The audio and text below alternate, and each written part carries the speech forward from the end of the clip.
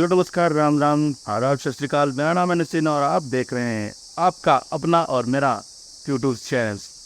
तो आज हम जाने वाले हैं भगवान के दर्शन करने और अब मैं जा रहा हूं तो आप लोगों को चलना तो जरूरी है, इसलिए मैं जल्दी से रेडी होता हूं और रेडी होते होते मैं आपको बता देता हूं कि हम चलने वाले हैं नैमिषारण्य और आप लोगों को जरूर ले चलूंगा। तो 2 मिनट को मैं तैयार होकर आ रहा हूँ बस। आई तो मिलते हैं एक थोड़े से ब्रेक के बाद। तो सफ़र हो चुका है हमारा स्टार्ट और हम निकल चुके हैं अपने नए सफ़र के लिए। बताऊंगा है नहीं कि मैं नए में जा रहा हूँ क्योंकि आप लोग फिर जान जाएंगे।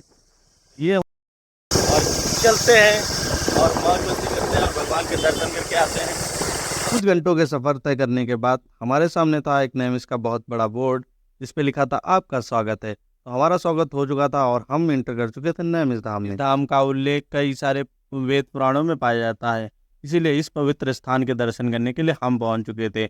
और पहले हमने सोचा कि आज सोमवार है तो इसीलिए देवदेश्वर महादेव के दर्शन कर लेते हैं। यहाँ की मान्यताओं के हिसाब से भगवान देवदेश्वर महादेव की स्थापना भगवान इंद्रदेव के द्वारा हुई थी। इसके पीछे एक कहानी है जो कि अगर आप सुनो तो मैं सुनाता हूँ।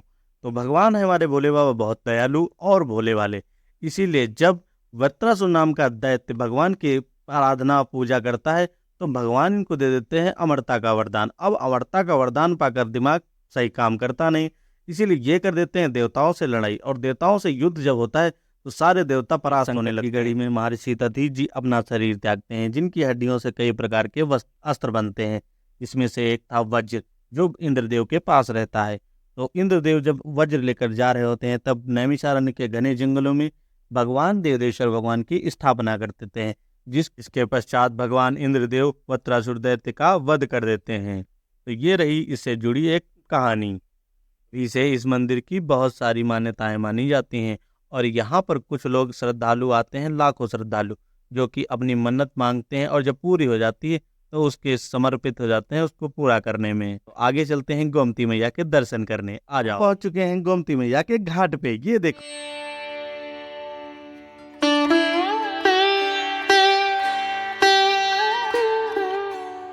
को प्रणाम करके और यहाँ से आचमनी लेकर हम और अतुल भाई आगे सफर के लिए जारी रखते हैं। इसीलिए अब मैं बढ़ चला।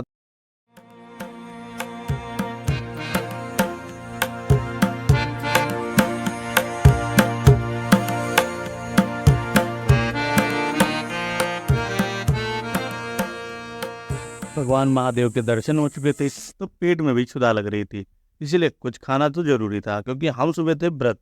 क्योंकि जब हमने सोचा था कि जब तक भगवान के दर्शन नहीं करेंगे तब तक कुछ खाएंगे नहीं, इसीलिए अब हम कुछ खाएंगे। तो पहले तो चाय और टिक्की से करते हैं शुरुआत क्योंकि चाय बहुत ज़रूरी है। तो चाय पीने के बाद क्या स्वाद आया और क्या मस्त टिक्की थी। खाने के बाद हम लोग आगे बाबा के दर्शन बढ़िया से करके अब हम लोग निकल चुके हैं आगे और देखते हैं आगे कहाँ चलते हैं। तो बने रहो और देखते रहो मेरा चैनल और सब्सक्राइब और लाइक करना मत भूलना, क्योंकि ये आप भूल गए तो फिर मज़ा नहीं आएगा। जीवन में एक बात सीखी है, अगर मुझसे कोई पूछता है कि भाई घूमने चलोगे टहलने चलोगे, मैं भाई कभी मना नहीं करता हूँ क्योंकि ये पाप मैं लेने वाला अपने सर पे हूँ नहीं, इसीलिए मैं चल देता हूँ। और मुझे नहीं पता था कि मैं चलते चलते इतनी खूबसूरत और इतनी यहाँ पर पहुँचकर हम बाहर आ गए ना, हम बाहर साइड ला कर आगे नहीं। जब यहाँ आप पहली बार आएंगे तो आपको भी सेम चीज़ महसूस होगी। और मुझे इस मंदिर के बारे में कुछ खास ज़्यादा पता नहीं है क्योंकि मैं भी यहाँ पहली बार आ रहा हूँ। पर यहाँ आकर मुझे लग रहा है कि ये मंदिर ऐसा लग रहा है कि साउथ के स्टाइल में बना है और साउथ वालों ने ही बनवाया है क्योंकि यहाँ पर ज़्यादातर यात्री साउथ वाले थे। इसीलिए ये देखो अतुल भाई लग गए हैं अपने फ़ोटो खींचने में। अपने कुछ यार दोस्त जो साउथ से आए थे इनकी हमसे कोई दूर दूर तक जान पहचान नहीं थी, तो हम भी बढ़ चुके थे आगे। और विष्णु भगवान की इतनी बड़ी मूर्ति देखकर मेरे भी होश ठिकाने थे क्योंकि मैं अभी तक यहाँ पर आया नहीं था और यहाँ पर सब चीज़ें मुझे बिल्कुल आश्चर्यचकित कर रही थी। मेरी आंखें बस खुल रही थी, वाओ, बस यही मेरे मुंह से हर बार निकल रहा था और मैं बस दर्शन कर रहा था और मैं दर्शन करने में लग गया था। कहीं कहीं पे लगा था कि आप यहाँ पर फ़ोटो खींचेंगे तो 500 जुर्माना था, इसीलिए कहीं कहीं पे मेरा कैमरा बंद भी हो जाता था। तो इसकी कोई चिंता नहीं है मुझे, मैं बस दर्शन करने गया था और दर्शन करते हुए आप लोगों को दिखाना मेरा काम है, इसीलिए मैं दिखा देता हूँ। और ये कई सारे मंदिर, कई सारे देवी देवता विराजमान थे जिनके हमने बारी बारी से किए दर्शन और दर्शन करने के बाद आगे निकलते हैं। यहाँ के इतने सुंदर दृश्य हैं और यहाँ में मतलब प्योर साउथ वाली वाइब आ रही है। लग रहा है कि हम साउथ के किसी मंदिर में आ गए हैं। मतलब ये जो है मंदिर पीछे, ये साउथ मतलब साउथ से फंड साउथ वालों ने बनवाया है, पर यहाँ पर आके आपको असली साउथ की फीलिंग आती है। मतलब लगता है कि मैं साउथ साइड में आ गया हूँ। तो जैसे बिल्कुल फील हो रहा है कि मैं कहीं मतलब अपने नॉर्थ में हूँ ही नहीं, लग रहा है मैं साउथ में आ गया हूँ, साउथ साइड में आ गया हूँ बस। जय हो बोले शंकर, जय बोलो शंकर भगवान की जय, बोलो बोलो लक्ष्मी मैया की जय, बोलो दुर्गे मैया की जय। सभी देवी देवताओं के दर्शन करने के बाद अब वक्त था यहाँ से बाहर निकलने का। तो हम यहाँ से प्रणाम करके बाहर निकलते हैं और अभी हम कहीं और जाने वाले थे। मुझे कहीं पता नहीं मैं कहाँ ले जा रहे हैं, मुझको पता नहीं, पर मैं बस गाड़ी पे बैठता हूँ और पीछे पीछे निकल लेता हूँ। बस एक सुंदर सी जगह पे पहुँच जाता हूँ। अब हम कहाँ जाने वाले हैं ये देखते हैं आगे चल के। तो अपने सामान को, अपने दिल को थाम के बैठ जाइए और हम पहुँच चुके हैं राजघाट। तो राजघाट पे चलता हम पहुँच चुके थे और हमारे सामने थी इतनी ऊंची सीढ़ियाँ कि मेरी आंखें खुली रह गई और मैं फिर सोचता हूँ कि रहने देते हैं।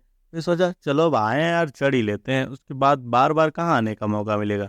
तो अब इतनी ऊंची सीढ़ियों को चढ़ने का मौका था और यहाँ पर फिर मुझको पता चलता है कि यहाँ इतनी ऊंची सीढ़ियों तक पानी आ जाता है। कई सारे भक्तजन यहाँ से ऊपर और नीचे जा रहे थे।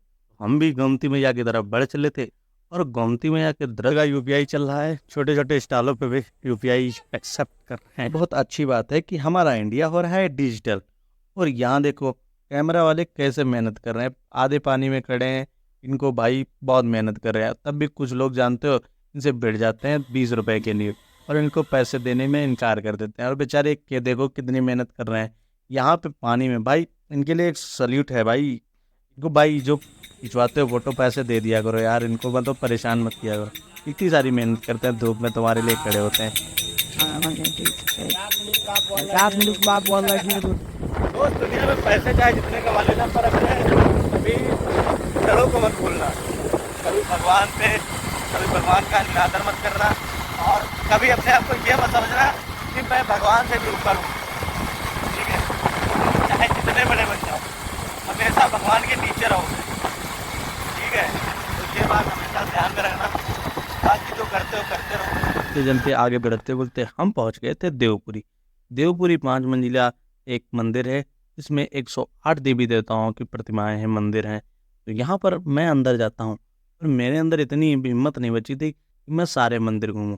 इसीलिए अंदर जाता हूँ और अंदर नीचे ही पहले प्रथम बिल्डिंग में जाता हूँ और भगवान के दर्शन करता हूँ और प्रणाम करता हूँ। गुरु जी से आशीर्वाद लेकर मैं बाहर की तरफ निकलता हूँ कि मेरे अंदर अब ताकत नहीं बची थी, क्योंकि मैं बहुत थक चुका था और भूखे प्यासा भी था। इसीलिए भगवान को दूर से प्रणाम करके मैं आगे बढ़ चलता हूँ। थोड़ी पानी की प्यास लगी थी, इसीलिए सोचा कि पानी पी लेता हूँ। पानी के पास पहुंचा तो वाटर कूलर से तो गर्म हॉट वाटर आ रहा था। मैंने कहा चलो यार कोई बात नहीं, पानी नहीं पीते हैं, आगे बढ़ चले। और आगे बढ़ के बाहर निकलते हैं। कितना सुंदर दृश्य था और मन था बहुत मेरा जाने का, पर मैं गया। और बाकी डिटेल्स के लिए ये पढ़ लो और ये मत समझना कि मैं पूरा ज्ञान आपको दे रहा हूँ। तो अगर आपको लगता है कि मैं गलत बोल रहा हूँ तो हाँ, मैं एक को कोई नॉलेज नहीं है इसके बारे में, बस मैं आप लोगों को बताने की कोशिश कर रहा हूँ। अगर आपको लगता है कि यार गलती है तो मुझे क्षमा करना। और मैं सही सारी बातें अच्छी से या सही से डिटेल में नहीं बता पा रहा हूँ क्योंकि मुझे उतना ज्ञान नहीं है। तो मैं नैमिषारण्य से ले चुका था विदा और नैमिषारण्य के धाम के कर लिए थे प्रणाम और हम निकल चुके थे। अब हम मिश्रिक में रुकते हैं और थोड़ा यहाँ पे आराम करते हैं, थोड़े अपने पेट को भी आराम देते हैं कि अभी हमको और सफ़र करना था। सफ़र करते करते हम बढ़ चुके थे आगे और बहुत थक चुका था, धूप भी बहुत तेज़ थी। इसलिए मैं जल्दी से भाई से कहता हूँ जल्दी से भागा के भाई जल्दी ले चलो मुझको। तो ये जल्दी से मुझको ले चलता है और मैं पहुँच जाता हूँ अपने हॉस्पिटल पे। हॉस्पिटल पे पहुँचता हूँ, थोड़ी देर यहाँ पे सुकून से आराम करता हूँ और सुकून की सांसें लेता हूँ। अब सांसें लेने के बाद तो अब भैया सफ़र चालू हो गया मेरे पैदल चलने का। तो अब चल रहा है पैदल। और भाई ब्लॉग को भी थोड़ा समय हो गया है, ज़्यादा लंबा ब्लॉग खींच दूंगा तो आप लोग बड़ा देखने में वो करने लगते हो। तो मेरे हिसाब से अब ब्लॉग को ख़त्म करना चाहिए।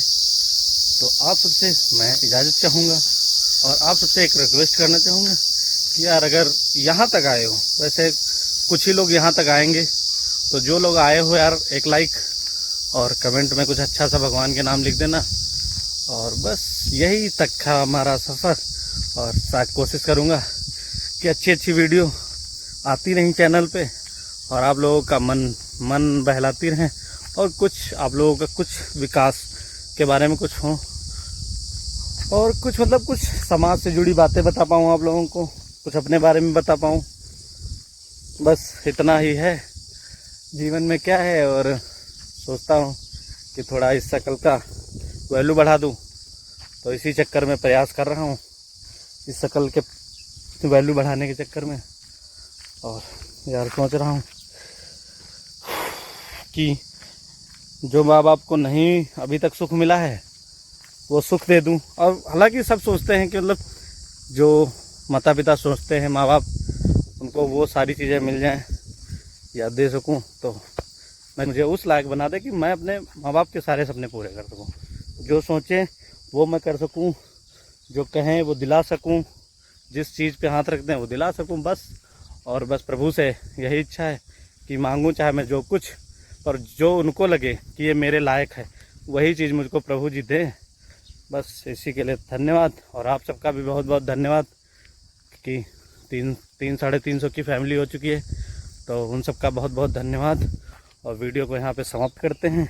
जय हिंद, जय भारत, हर हर महादेव, जय श्री राम।